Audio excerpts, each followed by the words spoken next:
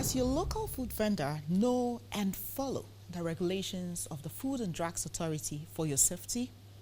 Do you check to be sure what you consume is from a regulated source? Do you know what to look out for before you purchase food from others? Stick around with us as we discuss food regulation. You just tuned into Law Express, and my name is Noella Seidu.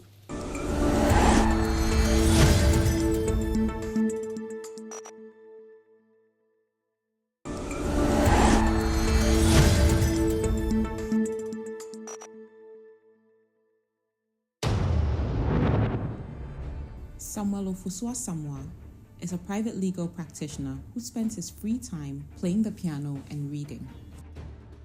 William Kobla Abavito is a private legal practitioner. His interests in cooking and reading offer him a refreshing balance outside his legal practice. Noella Seidu. She's a private legal practitioner and a consistent member of our 3-lawyer panel on the show every week. She also doubles as the host of the show. She likes to play tennis and read. So thank you very much. So since we are dealing with food regulation, then it will be very necessary that we take a look at the authority responsible for, that space. Having said that, I would say the Food and Drugs Authority is that agency under the Ministry of Health and created by the Public Health Act, particularly Section 80, and mandated to do quite a broad number of things. 1 is regulation of food, 2 is drugs, 3 is cosmetics, 4 medical devices, and household chemical substances. So broadly, these are the areas the Food and Drugs Authority is mandated to actually regulate. That's not all. We also have what we call the tobacco control measures, then clinical trials. We are also responsible for, when I say we, I mean the Food and Drugs Authority. Also responsible for the regulation of advertisement of all these products. Yeah, this is why we see this advert has been approved. Vetted, yeah. It used to be vetted and approved, but now it's just approved. To shorten, time, within that space. So we are also responsible for that space. So basically, these are broad functions, and our key objective is to provide for standards and see to their implementation or enforcement when it comes to for the this space. For the ultimate protection of for the protection, person, exactly. Yeah. So our key job in there is to guarantee or be sure of safety, quality of the food, we eat.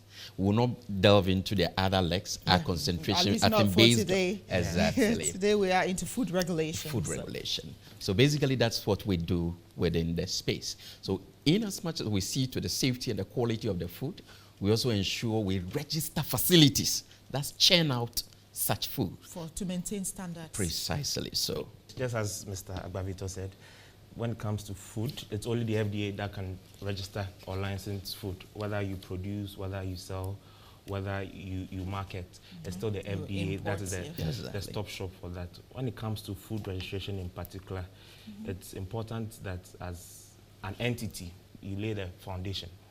You have to be established as a company, as an entity in Ghana. That's the most basic thing. FDA will not deal with you if you don't show that you're an entity that you have the right to operate in the country. So that's the first and foremost thing. The other bodies that also come into play when it comes to food registration, even before the FDA, we talk about EPA.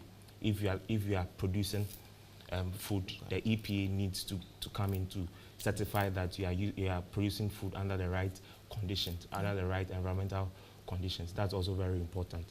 Then we have the standards authority and all those things. But that's for large-scale food production there's in a general. lot more, even the fire. Yes, exactly. Exactly. Too much happening exactly. there. But for small-scale and small private business owners, there are a lot of various categories that you need to register. Yes, so the facility is one. The food itself is another. And even the kind of facility, are you a manufacturing facility, packaging, or you are a farm park? Exactly. So that's very true. So we register the facility. If it is a warehouse, we'll register that. So any storage facility, again, as we indicated from the beginning, we want to see if the facility, if it is a storage facility, for instance, housing the product, it has the capacity to maintain the integrity or the safety and the quality of the product So you're over looking time. at things like temperature, Look, precisely. what else is around there that could interact? Exactly. Even lightning to some Lightening extent can affect things. pallets, how you pack them. Are they packed on the floor? Do you have structures that you know, all those Shelves, rodents, yeah. so shelves for the rodents, Yeah, cobweb. We look at all those. So it is based on that, then we'll issue you with what we call the facility license. Okay, let's bring it down to the main thing, the food. I mean, that's what I've been looking forward to. Well, Registration of food. Yes. So for the food itself, if you want to register, depending on whether it's a product or you are running a restaurant, for a product itself, you need to show that you have you need to list the ingredients that would be contained in that food. You need to show that you have undertaken the right analysis to know the proper composition of those ingredients or those components that you use to combine to produce the food. Must you indicate the percentages of each? yeah, The nutritional values, I think. nutritional value. So now those are some of the space we are going into, particularly when it comes to this fruit, the beverages. Yes, that's a space we are entering into. So actually those are what we call the labeling conditions. Okay. What must be on A the function label. of information, Yes, so people know what not to take if they Yes. have Yes. allergies. Exactly. But doesn't that go down into issues of trade secrets? For instance, you have your special recipe. By this requirement where you need to list everything, are you not giving away some of your secret ingredients to the general public so that competitors could pick it up, isolate all the ingredients you've listed, and figure out how to bring that same recipe out? So, well, I would say that I would say not necessarily. Yes, when it comes to, let's pick the usual beverages out of Coke and Cola and those, we know what it is. But when it comes to the mixing, I think the scientists will be better positioned to answer that. Don't you have But to put ordinarily, percentages there? oh, but even that, I don't want to mention products, but when you pick, let's pick the food we buy on the street. You go to Osu Street. Yeah. What's that popular restaurant there? The usual, on the Osu Street. We know it, but we're not going to mention I don't it. want us to mention it. You see that they have maintained some taste Over the time. years. The oldest one, Yes. you Yes, know? the oldest The one. one with the yellow and red. Yes. They have maintained that taste, Particular that taste. taste over time. When you buy, even when you close your eyes to taste the food, You can tell where it came this is from. coming from this person. Yes. So they have those, secrets that cannot be easily exposed, maybe by mere Anyway, in labeling. support of this, you can give all three of us the same ingredients, but how we mix it, for how long before you introduce the next ingredients can bring a different result. Yes. But, I mean, there's a generic idea. I would know that, look, you're trying to copy this product, but then you're just a bit off. But then I would still say, oh, it reminds me of that. And that is what producers wouldn't want, right? Yes. But then again, even when it comes to ingredients, there's a standard reference to them. So you can mention the standard names as being the composition. More generic. Exactly. You don't necessarily need to go into detail as to the nitty-gritty. Whether it's even a liquid or powder. Precisely. Yeah, because that can make a world of difference. Yes. So you have already started, Mr. Samoa, by saying that, look, if you want to manufacture food, you want to import, export, distribute, supply, sell, or export for sale, you need to be registered. Yes. The food. So let me just add to what Mr. Samoa indicated. Yes. So yes, you would have to first register the food. And it's a whole process. I don't want to go to the technicalities, but it's a whole process. But we have these inclination, or yes, let me put it as such. As if when you say register, is bring the product and it is recorded in a book. No. Much goes into. I think he started it. You need to produce what we call the certificate of analysis. You would have gone to a lab who would have analyzed. Most people go to the Ghana Standards Authority. Authority. Yes. Some have quite a number of areas they privates, visit. Exactly. And it is analyzed. They want to look at, this the pathogen level, moisture level, depending on the product. Even They the look- percentage of impurities in they it. look and at all. all those things and it will be analyzed. So you bring that together with your application to the authority. If there are any documentation, records and all that, you submit them to the Food and Drugs Authority. It is based on that. That is number one. Two, then they will confirm in their lab. The Food and Drugs Authority will confirm that in their lab, because you brought that this is the analysis based on the scientific analysis carried on. But when it comes, they will also want to confirm whether or not what you brought is correct. So that confirmatory test will be carried on. You bring samples which are analyzed and examined. We don't want to see mangoes. So it means that your samples could fail the test. Precisely. The standard. Precisely. It can fail.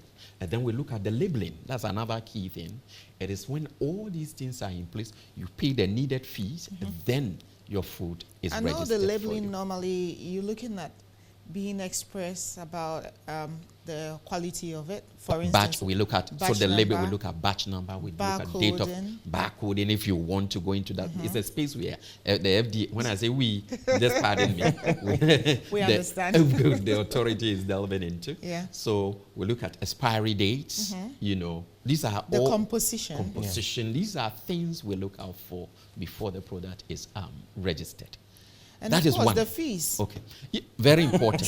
Very, very important. You pay the needed. And just to add to that, by way of the registration, we have what we call also the good manufacturing practice inspection, which is another key thing we do. The authority, you know, does. And in this context, if it is a foreign company, assuming you are importing from wherever, we'll go there. Really? The authority At will whose go there. cost? You pay a fee for the inspection, for the GMP inspection. Wait, Yes. so if you decide to market somebody's product here, and because the law requires that you have that product registered properly at the FDA, you need to pay a fee Yes. for FDA officials to Precisely. visit the country of origin, Of the counting of origin. visit the factory to be sure they follow good manufacturing. Precisely. Why don't you have a collaboration with their industry, their food regime there, I think such that's- that they can send you a document? Because when you're doing other things, maybe in terms of organic certification, you're able to rely on international certificates. Why wouldn't you do that here? Or you just enjoy the travel? I'm sure there are other alternatives to that. We have what we call the reliance concept, where we can, and the word is can, we can rely on, you know. But it's discretionary, based on But certain... it happens during, so for instance, times of emergency. So during COVID, we couldn't travel. Yeah. So we have to adopt that concept. But before then, Before then we go. You it know, was a what travel you- party. No, it's not at all. Not at all. What you are looking out for, look, we can go to a facility that has been possibly inspected by a team of inspectors from whichever country. We'll go and we'll find faults. Oh, it's And we'll about the ask- standards for It's each about the country. standard, yes. So why are we doing that? That's the first question. Those facilities are registered for a period of, if it is food, for a period of 3 years.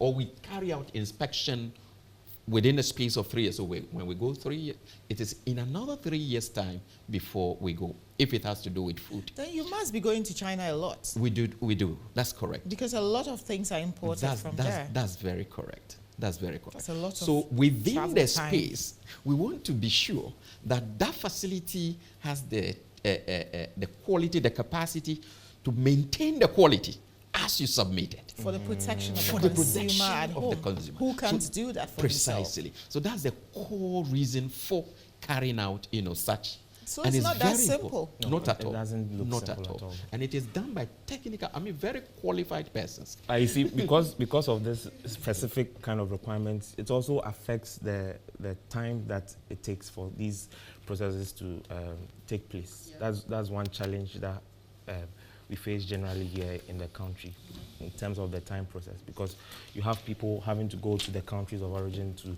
ascertain whether the facilities that are producing these foods that are being exported into the country meet a certain standard as required by law. So that affects the time. And so oftentimes you see that a number of small businesses try to circumvent the law by just doing their own thing, yeah. Yes, which is very harmful to the consumer. So I'm sure that the FDA has a way of dealing with the small producers who will not have to go through this extensive kind of inspection. But those who want to sidestep the process would be offenders you're looking at the Prohibited Act, yes, which is the next thing we're going to discuss now.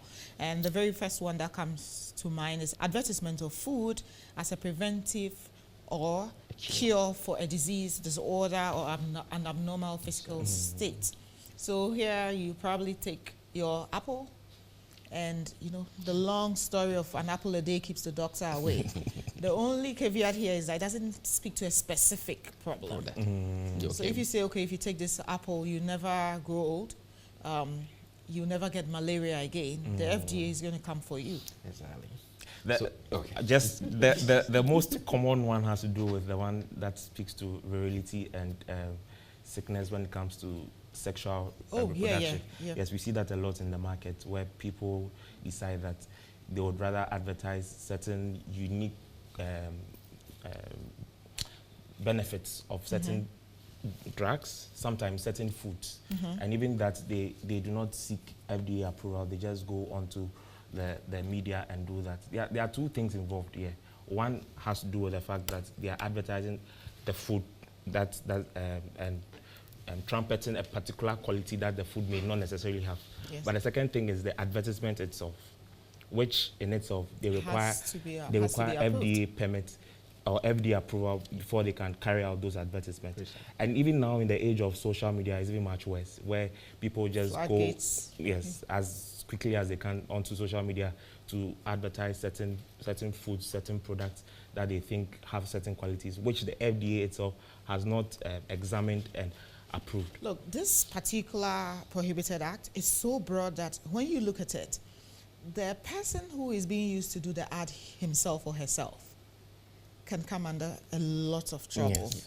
For instance, you are maybe a media personality, a famous face, and then somebody puts their food into your hand and then tells you to advertise it as something that could cure a disease or prevent a disease. When the FDA and the law clamps down, it doesn't just go for the manufacturer or importer. It comes for you as the face of that product. Precisely. Now, this particular section of the Act, it speaks to preventive or cure. Now, what about the gaps in between? This is where the danger is.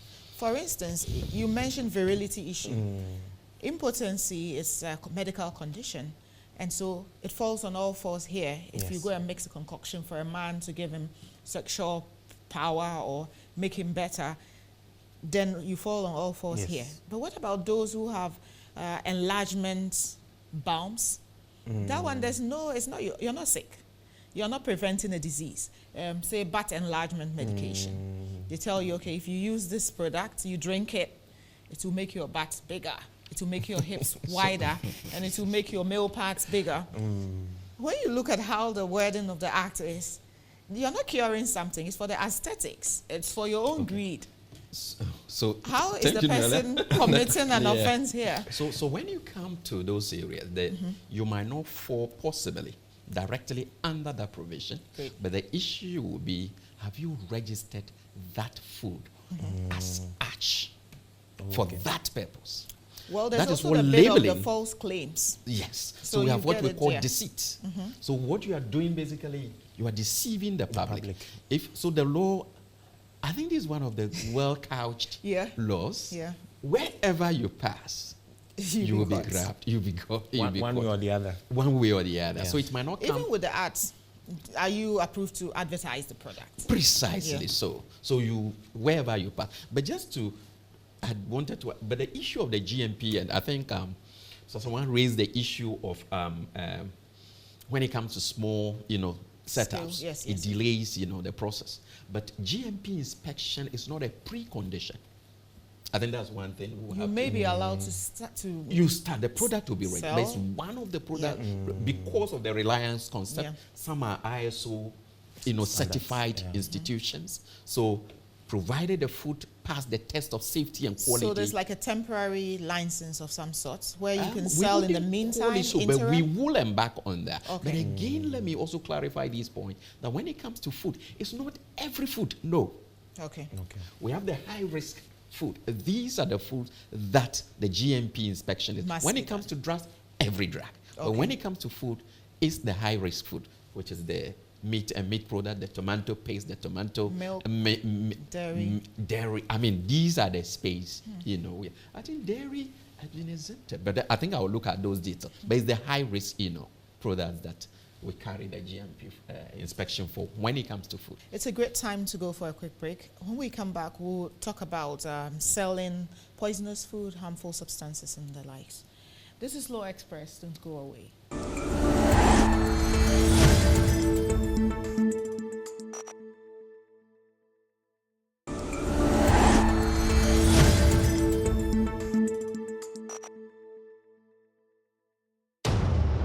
So we know that it's an offense for a person to sell or offer for sale any food that is poisonous, harmful, unwholesome, or unfit for human and animal consumption.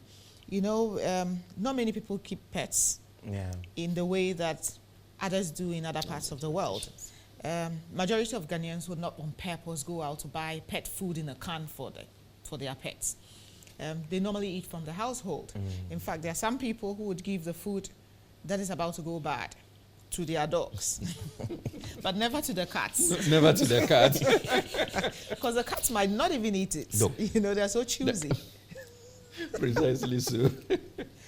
But, I mean, I need us to broaden this conversation because people think that it's just about human protection and not animal protection as well. I think for our dispensation, the focus is mainly on the human protection. Yes. And like you said, in this country, there are not many people that have pets, and so their focus is not so much on what they feed their pets. They can give them leftover food that they cook, right?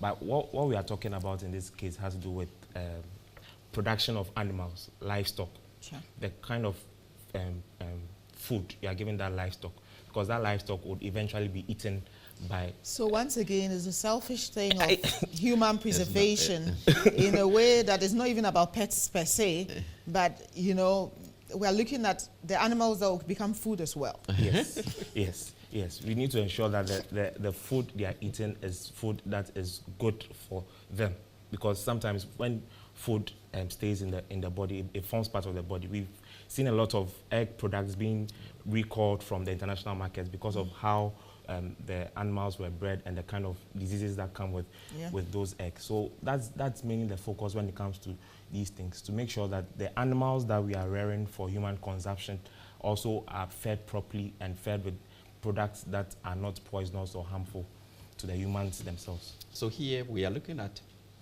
the food you want to give to the animal. Is it registered?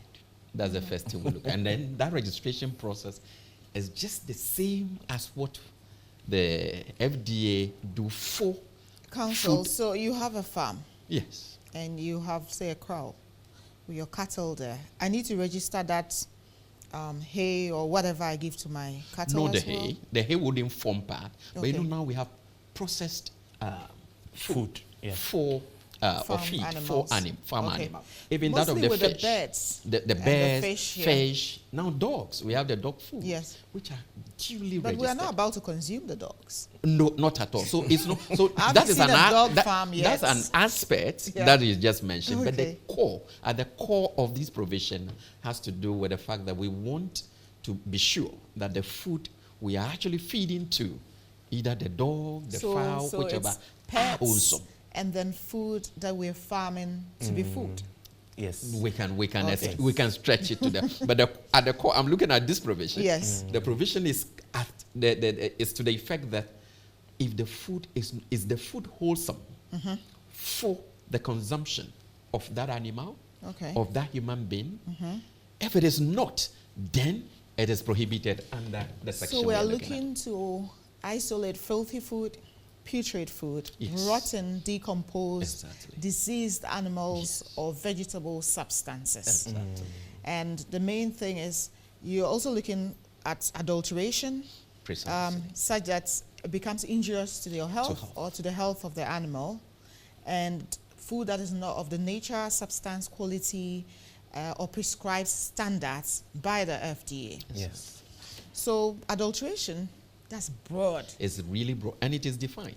When you go below, So because it's defined, and it's I a want whole us lot. to probably summarize what adulteration Okay. means in terms of the law. The law. Right.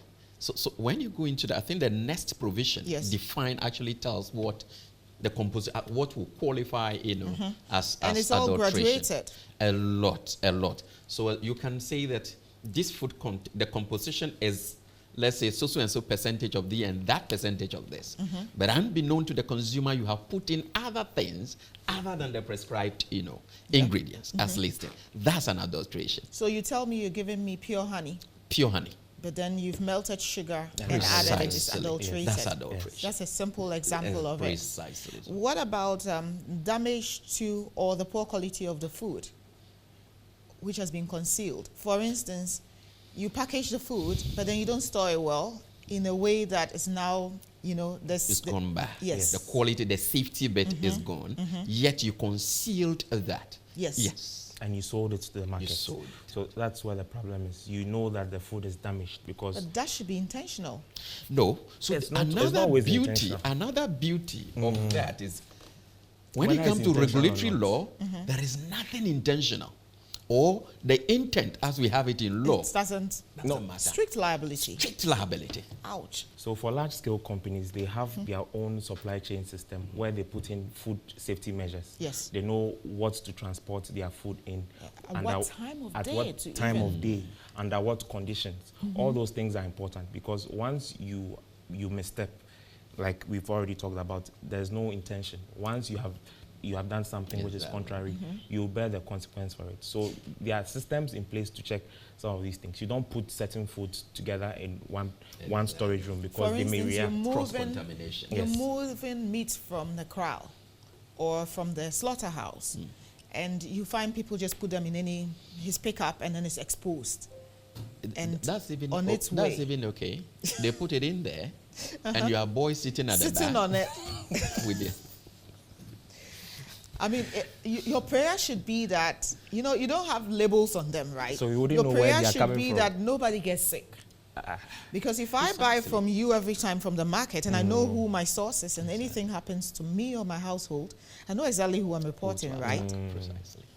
Still with this whole transportation, preparation and all of that and the issue of adulteration, you have been licensed to or registered to produce a milk product, and then you decide to start crashing nuts next door without declaring or indicating that you also do this on the side. On the side. You're looking at, it might not be a purely high level of adulteration, but somebody who has a bad allergy to some nut, which has now interacted with your milk, it doesn't even matter that that nut is an almond that is very healthy.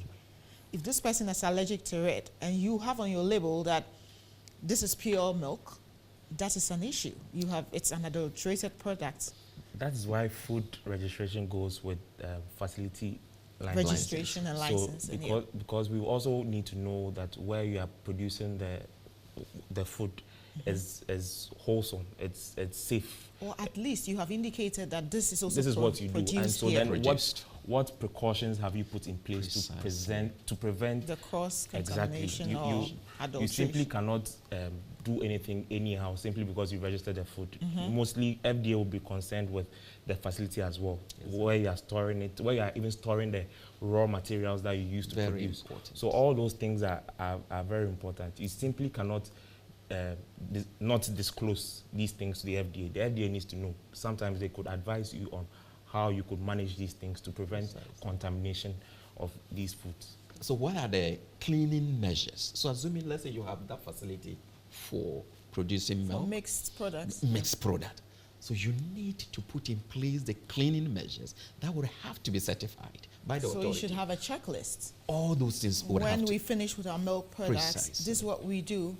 before we produce the nuts. This, and to be verified to say it is enough to actually keep the lines, very clean and safe before you be permitted. The law is really reasonable. Yes. In that, there's understanding that you can set up a new factory for each product. For each product. But what are you doing to protect people from injuries in your bid to maximize the use of the products you've invested in or the equipment you've invested in? There was a time where we had issues about palm oil being adulterated. Yes, and that is mainly in the local market space. Yes. And for the palm oil... For most mothers, we think that's the best source. the artisanal mills are usually not properly regulated in this country. And so the kind of products that they sell, and they are also very close to the home, very close to the market. So it's not... All the interactions. Midway, you are feeding your baby, then you come back to it. Yes, and that's why it's also important to know where you are getting your products from. You should be able, that's why labeling is important. You should be able to buy from entities that have labeled their product. They have gone through the FDA process. They have an address. Exactly, because FDA is there to protect the human being, right? If any entity has gone through that process and is strictly going by the FDA rules and guidelines, then you're safe. You're presumed safe. Exactly. If you simply want to buy from people who have not gone through the process, then you do so at your risk. And that's the challenge that we have these days, because people are choosing to purchase from wherever source without really verifying whether they've been registered with the FDA. Listen, we want to support startup companies. We want to support small-scale, family-owned businesses. We want to support, and most of these vendors are women. And that is the sense in it. But then I think that we can move to a point where even within that neighborhood, you can put them together into a cooperative, teach them best practices, and help them to even come up with their own labeling system. It might not be in this manner, but I'm sure that the FDA will be open to helping them. We've come. In fact, just a minute. We've come a long way. In terms of the palm oil business. There's what we call a round table for sustainable palm oil production. So what they are doing is that they are trying to certify these artisanal mills to ensure that the products that meet standards. Yes, meet some standards. So that's a good step. But and inspire trust in it, because many people stopped consuming palm oil because they didn't know where to look. But there's still room for FDA to come in, I think. That's what we call the progressive licensing system. Okay. As rightly as you mentioned, we look at the basic safety, standards. So where you are processing the facility. So one, we don't even allow them to go and do analysis and bring themselves. We use our facility to carry out the analysis for them by way of support. So if the safety parameters are established, that, this product is safe, be it oil, food, whichever form it is, if it is safe, we look at the facility, look at the basic, parameters there too, where you are manufacturing. So this is the packaging bit and manufacturing? Not, let's say manufacturing, let's use palm oil. Or those who do now, you see shea butter well packaged at home by these small, very small setups. So those are the facilities I'm talking about. So with such facilities, we will look at the space where you are producing that item. So let's limit it to food. Where you are producing maybe that little beverage, is the environment safe? Yeah, so your tiger nuts, exactly, juice or whatever we call them. Those are the things we look at. So if you meet the basic safety parameters, we'll give you a license with 10 pink. So you receive the pink licenses. So you are like a starter. A baby. Then we move you up gradually. So the highest is green? The highest is green. So the yellow, we have the yellow between the pink and the green is the yellow. The yellow, it means you have also moved past the basic parameters, safety parameters. You've considered matters of simple documentation. But you're still a work in progress. You are still a work in progress. So I take it that the red means you're out.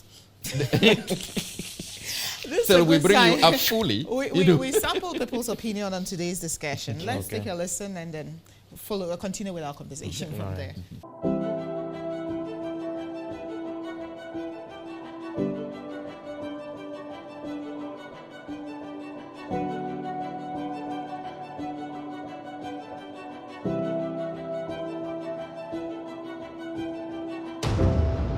One food regulation I know is the Food and Drugs Board Authority. So what they do is they ensure that all food and drugs are all tested, approved before they are distributed into the country, to ensure that we taking in the foods and the drugs, we are all protected against these foods. One of the food regulations I would like to suggest to food vendors is hygiene practices. One, you have to make sure the facilities we have is clean and the environment. It's not good to sell wholesome food for people. One of the food regulations I know is the import and export regulation.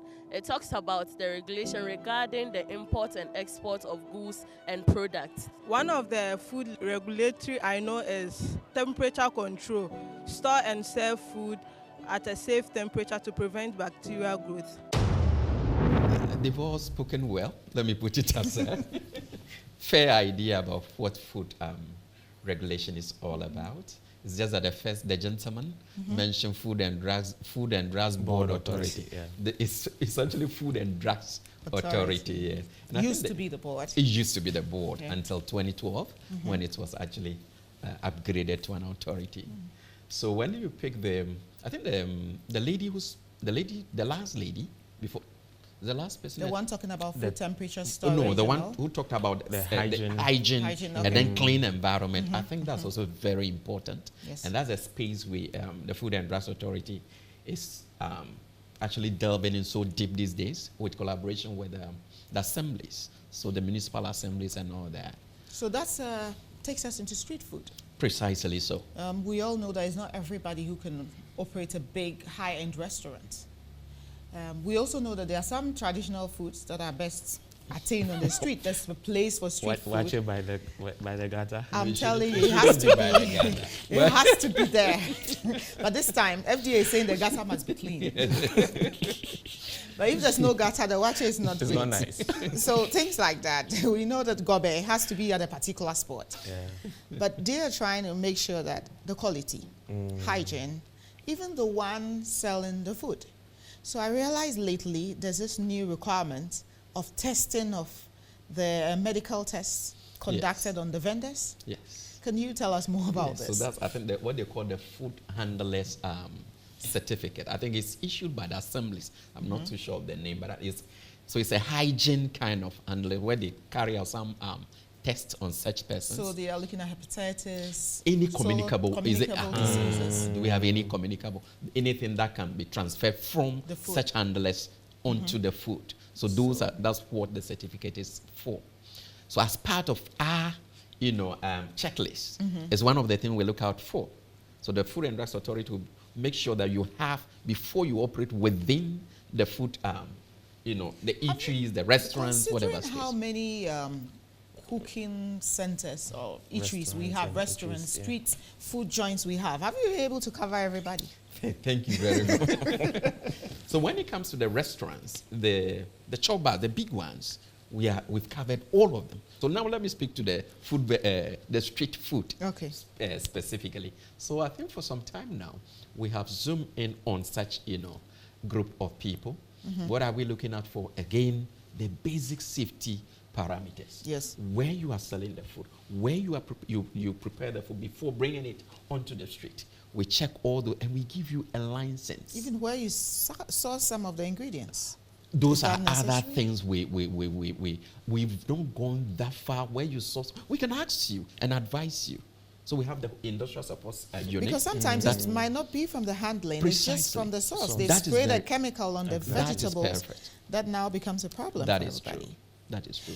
So we look at these areas and we check whether they are maintaining the basic safety standards. If that is done, then we give them what we call the street permit food, the street vendor permit. Okay. So you see the stickers on those when you With go to the other cocoa. foods, Yes. when you decide to certify, you normally ask for a sample. FDA collects a lot of samples. Like, I'm saying this from my experience with registration of clients' products. They will ask you for a huge sample, bring 2 boxes, bring this number. No, it's actually regulated in law. But I So still think it's a lot huge- of boxes. I think it's a lot. It's not Sometimes I boxes. wonder who is eating these things there, by the way. My question is, with these street vendors and their food, do you also take samples? No, And you who is know- doing the tasting? These are food that are ready-to-eat foods. Okay. So these are hot meals. You have hot, wache, Yeah. hot. So we are not checking, we are not into testing It's whether the about the because it's space hot. and the we handlers. are very much concerned about the handlers. We are very much concerned So about are you the suggesting that when you get there, you're offered a hot meal for doing the work of God, you would pass it by? we are very holy and Professional? very professional. No matter how hungry you are, you look the other We way. look at that and do our work and go. So even with that, yes, you've talked about the fact that you're looking at the handlers and you're looking at the environment, but still you need to follow and not offend the prohibited acts. Precisely. Such that you must make sure that the food you're selling or offering for sale is not of the nature, substance, quality, or prescribed manner that is offensive to the law or the standards are set out. Exactly. Right? Yes. Food offered as a prize, reward, or donation. So you decide to do an activation because you have a new food product, yes, and you've decided to get people to understand it. So you have your dancers, you have your clowns, and you are offering food in public places. Some people assume that because it's a free giveaway, there should be no standards. So they will pick probably their expired stock Expiring for, stock. or just about to expire stock Yeah. for their events, forgetting that not everybody's going to consume there and then, unless you're actively telling them that, look, I'm giving you this beverage, but it expires next week. Does that matter? Very much so. So what we do along that space, so when you take a look at the law closely, it says that yes, even such food, even though they are for free, you are giving them out for free, they will have to meet the set standards. You can never compromise on the safety and the quality of such on the basis that, oh, it is for free. No, the law prohibits that. So that if it is expired, you cannot. But you mentioned near expiry. Yes. That's where the issue is. Yeah. There's Near like a expiry. loophole. Near expiry meaning it's not expired. It's wholesome. Some will tell you expiry is a technical term. Yeah, But we don't and want then to. you can use it 6 months Yes. after the date. We've This heard is about something I've always wanted but to you know. see, Before. but you see, what the manufacturer is telling you is that using the best before. What the manufacturer is telling them, Best Buy. it is it is best before this date. In other words, go in any date or any activity you are performing no by way of longer best, it's not but that doesn't guaranteed. make it It's not poisonous. guaranteed by the manufacturer. But if it is expiry, it's telling you, hey, it's expired as at this date. Which one do you approve? Best Buy, expiry, We have expiry we dates? have quite a number of them, but not all. I think the technical people will best be suited for that. So it They have depends some on probably the technicalities. kind of product, Product. it is. It has You that. know, if It it's has food, that. it must be expiry date. Yes. If it's precisely. Because you can't go beyond Yes, this and then. yes. But if it's toothpaste, for instance, maybe it would be Best Buy, right? So we look at all those things, check the shelf life. Yeah. You would have done a whole lot of work on the product, determine the shelf life of the product. And that's what informed you setting Yeah. the Best Buy, the expiry or whatever. So we just make sure that beyond that date, it's not on our market. Either Best Buy, Best Before, or expiry. It shouldn't be on our Or market. used by.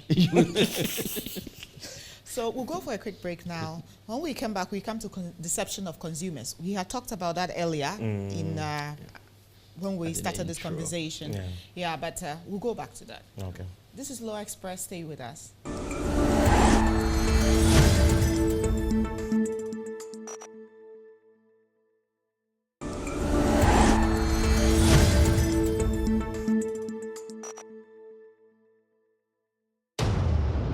So when it comes to food labels, there's that strict requirement as to what you can put on your labels. You can only put on your labels what has been verified or certified by the FDA.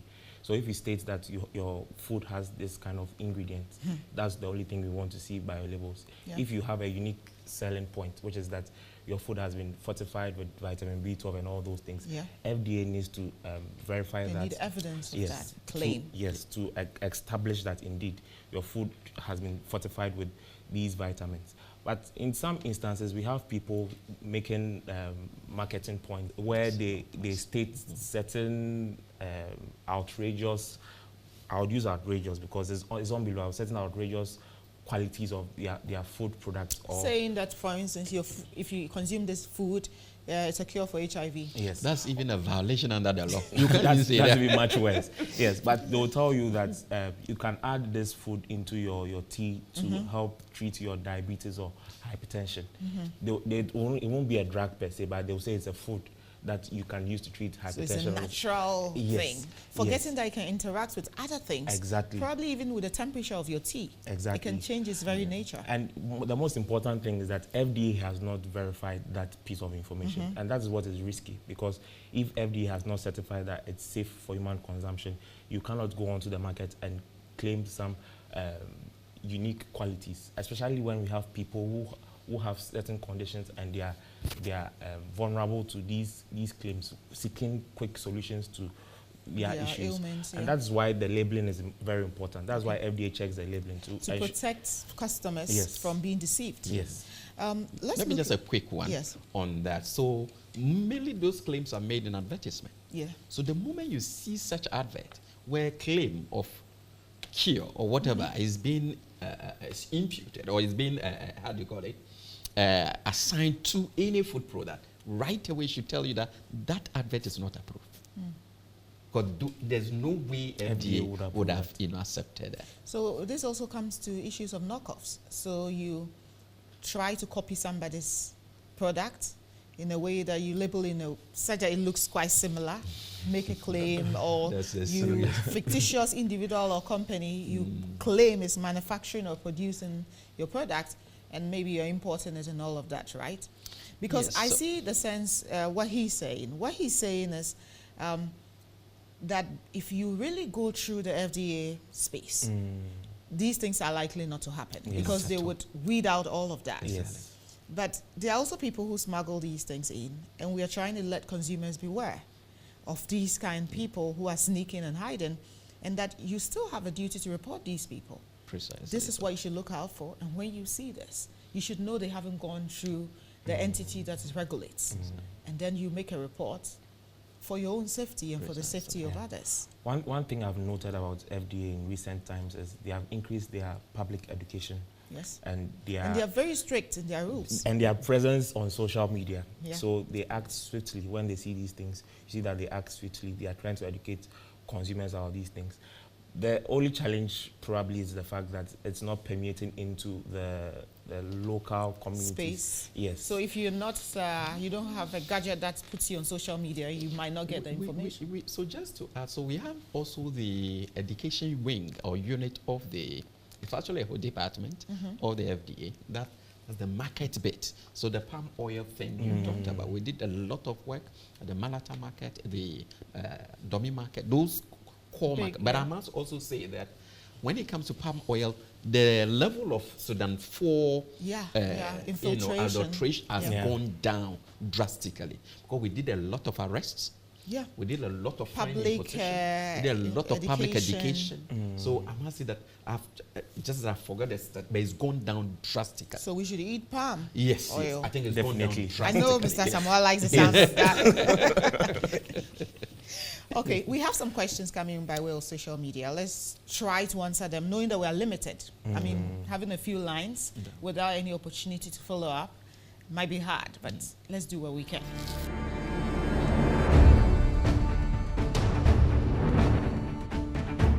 A girl in my school sells all kinds of packaged foods, shito, etc. Does she need to register with the Food and Drugs Authority? That's very much so. You have to register your shito. So the corner person in the neighborhood who makes great shito and everybody likes how the aroma goes, and then they are like, okay, can you package some for us? She needs to precisely you register with the FDA at this point. You need to register because now you're offering it for sale. It's precise. That's the issue, and we take you through very basic rudiments. If she wasn't selling it but giving it to her friends and family, that is also going beyond you. So you can eat yourself. You can cook in your kitchen. Put poison inside. Do whatever. But the moment you move it beyond your consumption to the public, we say no, you can't do that. you can't do So that. you need need- to go through the So appropriate you need to, process. first of all, declare what is also there, because they might be allergic to some of the ingredients That is or so. spices you use. Exactly. And that is the main reason why you're not preparing for your own personal use. Exactly. But if I decide to be a good Samaritan and every Christmas I decide to share shito with my crew members, do I need to now label this thing? Remember what we looked You at just- earlier? Exactly. That's what I was coming to. We just talked Then about it's, that. it's better I just keep my food. If you want to eat it, come to my house. Oh, I mean, you could also purchase a verified product and give to your. No, they want my homemade shito because they've tried it before and they liked it. It's risky. It's risky, and once So we shouldn't be kind to our neighbors. not Be very necessarily kind. Not necessarily, but once we leave out these loopholes, the damage can be very massive. Dire. So as much as possible, we should try to tighten up the gaps and make sure that people who are giving food to consumers, the public, It's a simple example of when helping hurts. But now I know that when I decide to be nice to people, I Be need to go careful. make labels Be careful. and go to FDA just so I give 5 jars of shito to my friends. You know, another thing is this, that it doesn't help only you. It doesn't protect even just the, no, when I say no help, it helps you so much rather. You are able to, so you see most of our supermarkets, we now have quite a number of them, but they would want to see Listen, I am an not trying to FDA sell at the supermarket. No, I made shito for my friends in my neighborhood. And I'm not going to do it every month. It's just one off at Christmas. I still have to go through this. No, so that's quite a unique thing, Yeah, you are peculiar. picture you are painting. Okay. So with that, it means the intent is not even For it's commercial just food you prepared. Yes. That your Yeah, friends you've come to came eat home and technically. say, oh yes, basically those ones we are. I not am so looking at them. relieved because I was It- wondering how I've been But you offending have, the law but the for issue a while. you have to be careful. yeah. You have to be careful. You don't know what may happen after that consumption because you have invited the public. Yes, so one key thing role we play has to do with matters of recall. That's when we suspect that there is this product out there which is not wholesome, Okay. which is not fit for It's human, been, is not being registered adulterated. and adulterated. All the things we can Defective. exactly. We have what we call the recall. So we act, so that's why when it comes to the distribution channels, particularly at the wholesale level, we ensure that what are your channels of distribution? And this is where the batch numbers also Batch come in. numbers become very important. And even sometimes when it comes to, it's not the entire product, Yeah. it's a particular batch that is Or on batch. consignment. Exactly. Yeah. So we allow you to recall those products and then you pay a minimal fee for the authority and we safely dispose of such products. So basically that's what we do when it comes to the issues of recall. What are we trying to do? The mandate, protecting public health and safety. At all costs. At all costs. Great. It's been a great discussion today, gentlemen. I'm so happy you came by. And you know, talking about food regulation could be just fun. Thank you. Today I was joined on the show by William Kobla Agbavito and Samuel Ofosu Asamoah. My name is Noella Seydu. Our conversation has been on food regulation, and this has been Law Express. So same time next time. Goodbye.